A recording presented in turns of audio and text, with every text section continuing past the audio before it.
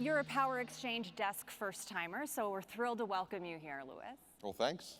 I want to begin and dive right in with, I know this is a very passionate topic for you, so why the name change? Why now? Why did NRECA decide to change the branding for the PAC?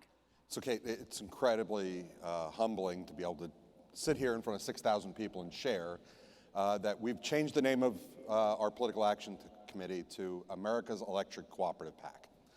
And this is a long time coming. I'm incredibly excited about the change because what we found out was that the Acre brand, though important 56 years ago, was no longer resonating with policymakers.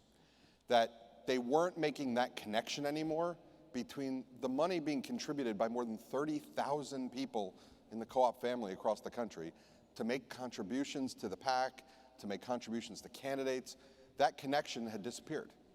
That the Acre brand wasn't connecting to who we are, what we stand for. And so what we did was we did some research with policymakers, and that's what they told us. That they no longer really connected Acre with cooperatives. And then we did research with donors. And what we were basically asking for was permission. Are you okay if we change the brand for the right reasons? And the answer was yes. NRECA first introduced the new name in January, if memory serves. So you've spoken about it at CEO Close-Up, you've spoken about it at the Directors Conference. What sort of feedback are you getting from members? So it's been overwhelmingly positive. And it's really for one core reason.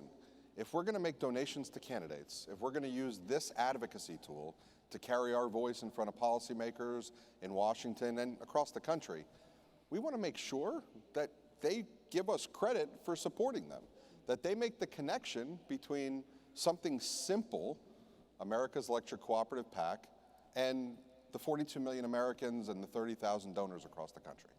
I imagine there's a lot to weigh when you're renaming a PAC, from legal considerations to political considerations. But now that that part is behind you, what are you looking forward to most? What are you most excited about this rebrand? Well, we get to do this on two different tracks. One is with our donors and our co-ops around the country, and one is with policymakers. So effective today, the new name is the name we're going to carry. And we're going to start branding that in Washington and carrying that to policymakers.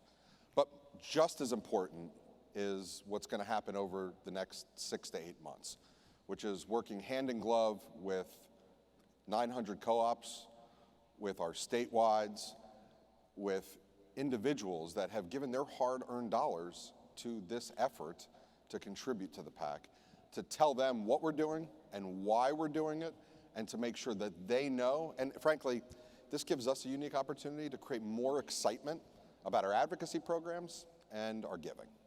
This is an off year for national elections, but there really is no such thing as an off year for PACs, is there?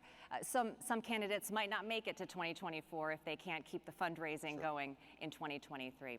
So with that said, what are NRECA's goals for the PAC in 2023? Well, the PAC is really a tool to make sure that we maintain relationships with policymakers and candidates that support our electric cooperative priorities. So we started our year this year with this new Congress with making sure we use our Co-op 101 program to connect to the 81 newly elected members of the House and Senate. And now going forward, we're going to work to make sure that we use this advocacy tool to make contributions, to tell policymakers that we thank you for being supportive of your co-ops.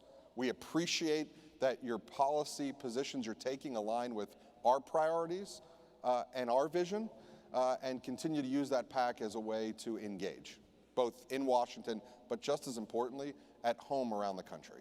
It's so important for policymakers to make that connection between contributions and electric co-ops. So thank you, Louis, to you and your team for recognizing that need and making the change. We realize that you may have questions about this, so we want to remind you that the PAC team will be holding office hours on site until 3:30 today in room 212. They will also have a PAC booth near the NRECA booth in the expo beginning tomorrow. I know that they would love for you to stop by and say hi, and be sure to do the same with Louis when you see him in the hallways. Louis Finkel, everyone, please give him a round of applause. Thanks, Kate. Thanks.